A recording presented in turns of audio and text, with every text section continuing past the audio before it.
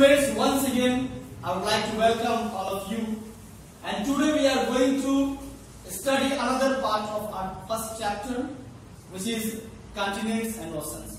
And let me inform you today, this video is also for class 8. So our today's topic is oceans. Before it, we have already studied about continents, oceans and many other topics. But today we will try to discuss deeply about oceans. You know, earlier we had a video on YouTube, PAISA, P-A-I-S-A. पैसा is a word. ये एक ऐसा word है जिसको हम learn करते हैं तो हमें पूरे ओशंस के नेम को एक सीक्वेंस में समझ लेते हैं. P for Pacific, P for Pacific and A for Atlantic, I for Indian and S for Southern and A for Arctic. So these are 5 oceans and we have to study about them. So firstly, I would like to teach you about the Pacific Ocean, which is the largest ocean in the world. Pacific Ocean जो है विश्व का सबसे बड़ा ocean है, and it is also the deepest ocean in the world on the earth. पूरे विश्व में सबसे बड़ा और सबसे गहरा ओशन जो है पैसिफिक ओशन है, and it covers about 46% of the Earth's water surface area. और पूरे अर्थ पे जितने भी वाटर सरफेस एरिया है उसके 46%. स्टूडेंट्स, 46% पार्ट पे किसका कब्जा है? द पैसिफिक ओशन का. You know trench. The Mariana Trench is the deepest point of the earth. पढ़ा भी होगा और जानती भी होंगे ट्रेंच क्या होता है. ट्रेंच का मतलब अगर बेसिकली समझा जाए तो ट्रेंच का मतलब होता है स्टूडेंट्स जमीन पे एक गड्ढा जो जमीन के अंदर तक जाता है, ग्राउंड में, या फिर यहाँ पे जो ट्रेंच संबंधित है ये है ओशियंस में या सी में जो गड्ढे होते हैं, क्रस्ट की तरफ जो गड्ढे होते हैं काफी, उसको हम ट्रेंच बोलते हैं. तो आप बहुत सारे मूवीज में भी देखे होंगे कि बहुत सारे शिप्स जा रहे होते हैं और ट्रेंच में फंस जाते हैं. ओके, या फिर ट्रेंच में बहुत सारे क्या पाए जाते हैं? रहस्य पाए जाते हैं, क्योंकि एक समंदर में, एक ओशन में गड्ढा होता है. तो सबसे बड़ा जो ट्रेंच है पूरे विश्व में उसका नाम क्या है? मेरे साथ आप बोलेंगे मैरियाना ट्रेंच. जो मैरियाना ट्रेंच है it is the deepest point on the earth. Earth पे सबसे डीपेस्ट पॉइंट है, and you know which is the highest peak in the world, and definitely no doubt it's Mount Everest which is located in Nepal. Sagarmatha में है, विश्व की सबसे ऊंची चोटी है, और ये पृथ्वी पे सबसे लोएस्ट नहीं, सबसे डीपेस्ट पॉइंट है. डीपेस्ट में और लोएस्ट में काफी फर्क होता है. देयर आफ्टर बेसिन वर्ड है, यहाँ पे कहता है कि the Pacific basin is a home to almost 75% of the world's active and inactive volcanoes. Volcano word से आप फैमिलियर हैं, आप जानते हैं कि वोल्केनो क्या होता है. वोल्केनोस का मतलब होता है हमारे पृथ्वी के क्रस्ट के नीचे से जो लावा बाहर निकलता है, इरप्ट करता है, वही वोल्केनो कहा जाता है. जो एक्टिव होते हैं, इनएक्टिव होते हैं, इसकी और भी एक टाइप होता है. ओके, डोरमेंट वोल्केनो बोलते हैं.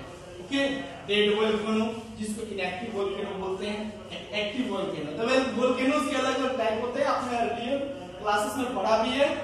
तो बेसिन का मतलब होता है, अगर जनरली बात की जाए तो एक ऐसा एरिया जो वाटर वाला वाटर, एक ऐसा वाटर बॉडी जिसके चारों तरफ लैंड. ठीक है, तो पैसिफिक बेसिन जो है पूरे विश्व में जितने भी सारे वोल्केनोस हैं, इनएक्टिव या फिर एक्टिव, ये होम है.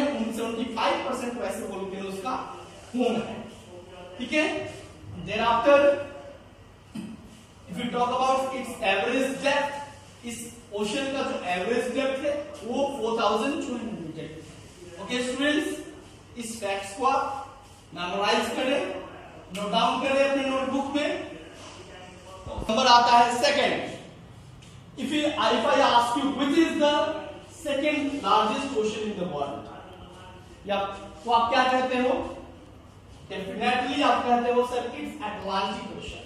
The Atlantic ocean is the second largest ocean in size and it is about half the size of the Pacific Ocean. It is half of the size of the Pacific Ocean. यानी ये Pacific ocean का आधा है size में. And it covers about की spelling थोड़ी यहाँ पे गलत हो गई है. ABOUT होता है ABOUT. It covers about 29% of the earth's water surface area. इसके पहले आपने पढ़ा था कि जो पैसिफिक ओशन है वो 46% अर्थ वाटर सरफेस एरिया को कवर करता है और ये अटलांटिक ओशन जो है 29% अर्थ के वाटर सरफेस एरिया को कवर करता है. It resembles the shape of the letter S. आप देख सकते हो ये जो अटलांटिक ओशन है ये एस शेप का होता है. अगर ये देखा जाए वर्ल्ड के मैप पर तो आप देख सकते हो एस शेप में होता है और ये नॉर्थ अमेरिका और साउथ अमेरिका को अलग करता है. किससे? You can see south America north America को अलग करता है ओशन किससे? यूरोप और अफ्रीका से. आपको याद रखना होगा. thereafter it is the busiest ocean for trade and commerce. Trade and commerce के नजरिए से देखा जाए तो ये रूट काफी बिजी होता है. ठीक है ना, काफी बिजी है. आप देख सकते हो साउथ अमेरिका नॉर्थ अमेरिका जो कॉन्टिनेंट है, यहाँ पे अफ्रीका और यूरोप, ये सब सारे इसके किनारे पे ही है. आप देख सकते हो क्योंकि ये सेपरेट करता है. ठीक है, इसलिए ये काफी बिजिएस्ट रूट है. किसके लिए? ट्रेड के लिए और कॉमर्स के लिए. ओके, सो स्टूडेंट्स अब अपने अगले टॉपिक की तरफ चलते हैं जो कि है इंडियन ओशन. आपको मैं बता दूं ये जो आप देख लो, पहले एक चीज इंपॉर्टेंट चीज जो मैं आपको बता देना चाहता हूं, ये fifth one, it is only ocean which is named after the country. यही एक ऐसा ओशन है जिसको एक कंट्री के नाम से पुकारा जाता है, बुलाया जाता है. Indian Ocean. And we all are Indian, you know very well. ठीक है, इंडिया का इसका नाम पड़ा है इंडियन ओशन और इसके दो पार्ट भी है जो इसके the Arabian Sea and the Bay of Bengal form an important part of this ocean. इसी ओशन के पार्ट है. और आपको मालूम होना चाहिए एक साइक्लोन अभी आया था, कौन सा? बे ऑफ बंगाल में. आपको मालूम करना होगा, आपको आंसर करना होगा, आपको सोचना होगा, मैं नहीं बताऊंगा. आगे चलते हैं. तो पहला जो पॉइंट है, the Indian Ocean is the third largest ocean in the world. विश्व का सबसे तीसरा बड़ा ओशन है and it covers about 20% of the earth's water surface area. Pacific ने कवर किया 46, 29 किया अटलांटिक ने, और इंडियन ओशन ने कितना कवर करता है? 20% करता है. इस फैक्ट्स को आपको याद रखना होगा ताकि आपको एग्जामिनेशन में जब ये क्वेश्चन आपसे पूछा जाए तो आप इजीली और कॉन्फिडेंट के साथ आंसर कर सको. ओके स्टूडेंट्स, आपको मैं बताऊंगा. देखिए अभी आपने पढ़ा क्या, अटलांटिक ओशन जो होता है एस शेप का होता है एंड ये जो इंडियन ओशन होता है रफली, नॉट मतलब कंप्लीटली, मतलब पूरा कंप्लीटली नहीं, लेकिन रफली इसका जो शेप होता है वो ट्रायंगुलर होता है. क्या होता है जी? ट्रायंगुलर होता है. रफली कौन सा शेप होता है इसका? ट्रायंगुलर होता है.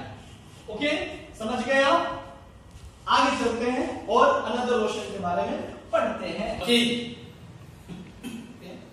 सो students let's come to the point again. अब मैं आपको बताना चाहूंगा साउदर्न ओशन के बारे में. You know it is also known as the Antarctic Ocean. इस साउदर्न ओशन का नाम क्या है? इसको अंटार्कटिक ओशन के नाम से जानते हैं. आप देख सकते हो ये अंटार्कटिक रीजन के पास है. It lies in the southern hemisphere. पूरे वर्ल्ड, ये सपोज कर लो, ये आप देखो, ये सपोज ये अर्थ है. अर्थ के बीच में एक इमेजिनरी लाइन गुजरती है जिसको क्या बोलते हैं जी? इक्वेटर बोलते हैं, 0 डिग्री. ओके, तो अर्थ एक स्फीयर की तरह है, तो ये दो भाग में बट गया, तो हर एक अर्थ गोले को हेमिस्फीयर बोलते हैं. तो ये हो गया, ये नॉर्थ पोल है इसलिए ये वाला हो गया नॉर्दर्न हेमिस्फीयर, और ये साउथ पोल की तरफ है इसलिए साउथ में इसको बोलते हैं साउदर्न हेमिस्फीयर. तो ये साउदर्न हेमिस्फीयर में साउदर्न क्वेश्चन आता है। ओके, ये फोर्थ लार्जेस्ट क्वेश्चन है। Okay, the Arctic question. अब आर्कटिक क्वेश्चन के बारे में पढ़ते हैं। ये सबसे स्मॉलेस्ट क्वेश्चन है पूरे विश्व में। It is almost circular in shape. ये पूरे शेप अगर देखा जाए इसका शेप क्या है, सर्कुलर है। तीन बातें आपको माइंड में रखनी होगी। पहला अटलांटिक क्वेश्चन जिसका शेप एस है। ओके, फिर इंडियन ओशन जिसका शेप रफली ट्रायंगुलर है। Okay, thereafter Arctic question जिसका ऑलमोस्ट सर्कुलर शेप है। ओके, ये पूरे आर्कटिक सर्कल तक फैला हुआ है। सबसे कोई ओशन है जिसके पानी में लवण की मात्रा कम है, तो वह है आर्कटिक ओशन। तो स्टूडेंट्स, अब हम बात करेंगे शॉर्टली ग्लोब और मैप के बारे में। आपको मालूम है globe is a small model of the globe. जो होता है हमारे अर्थ का एक छोटा सा नमूना होता है। ओके, हम और मैप जो होता है अर्थ या अर्थ के सरफेस के पार्ट का क्या होता है, ड्राइंग होता है। ओके, इनमें डिफरेंसेस आपको मालूम है, आपको पिछले क्लासेस में बताया भी गया है। 2-3 में बता दे रहा हूं आपको। ग्लोब जो है, ग्लोब पे हम सब कुछ नहीं देख सकते हैं। इस पे ओशन कंटिनेंट्स को देख सकते हैं और कुछ कुछ प्लेसेस को देख सकते हैं, कंट्रीज को देख सकते हैं, लेकिन मैप पे बहुत कुछ देख सकते हैं। ये इजिली पोर्टेबल नहीं होता है। एक जगह से दूसरी जगह ले जाने में आपको प्रॉब्लम होगा, लेकिन मैप को ले जाने में आपको प्रॉब्लम नहीं होगा। ठीक है, ग्लोब जो होता है पूरे विश्व का, पूरे अर्थ का होता है, जबकि मैप जो होता है पूरे अर्थ का होता ही है, लेकिन इसके डिफरेंट पार्ट्स होते हैं। इसको छोटे, बड़े, मीडियम कैसे भी साइज में आ सकता है। मोड़कर, फोल्ड करके आप बैग में डाल के ले जा सकते हो। ये एक छोटी सी जगह का हो सकता है, बहुत बड़ी जगह का हो सकता है, देश का हो सकता है, कंटिनेंट्स का हो सकता है। ओके स्टूडेंट्स, सो आपको इस इफेक्ट्स के बारे में पढ़ना होगा। अब इससे रिलेटेड वीडियोस, इससे रिलेटेड पीडीएफ को और इससे रिलेटेड जिसमें वर्कशीट और साथ साथ क्वेश्चन आंसर्स होते हैं, उसको आपको क्या करना होगा, क्वेश्चन आंसर्स को आपको मेमोराइज करना होगा और जो वर्कशीट है उसको अपने व्हाट्सएप ग्रुप में बनाकर कंप्लीट करके भेजना पड़ेगा। ओके स्टूडेंट्स, तो आपका ये फर्स्ट चैप्टर एसएसटी का यहाँ पे ओवर होता है। मिलते हैं अगले वीडियो में दूसरे चैप्टर के साथ। Okay, thank you very much. Have a good day.